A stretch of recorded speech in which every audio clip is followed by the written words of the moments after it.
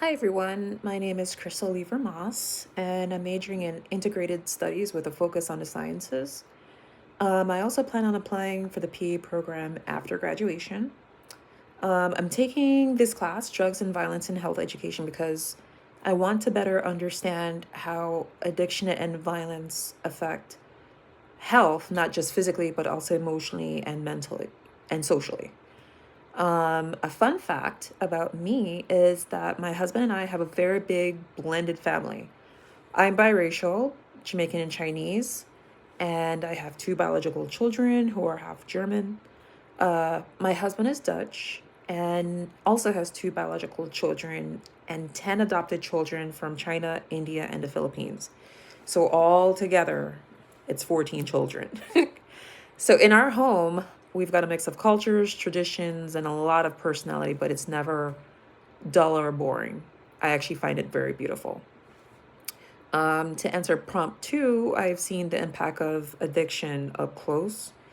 My ex's brother struggled with Klonopin addiction, and it was heartbreaking to watch.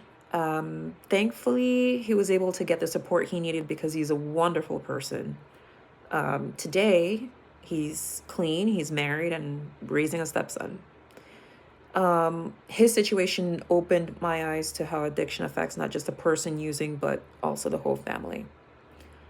To answer prompt three, I think violence is something I witnessed from an early age.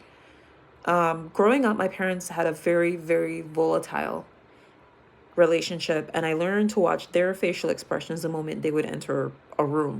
So if one of them seemed upset, I'd either stay quiet, invisible, basically out of the way, or depending on a situation, try to make them laugh to ease the tension.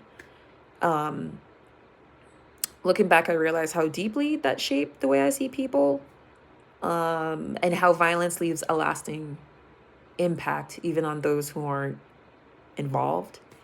On a personal level, I'm also a survivor of intimate partner violence. Regarding my ex, including a sexual assault that happened while I was on medication after surgery. Uh, that was an incredibly difficult time in my life, but it did shape my perspective on trauma, consent, and even my healing.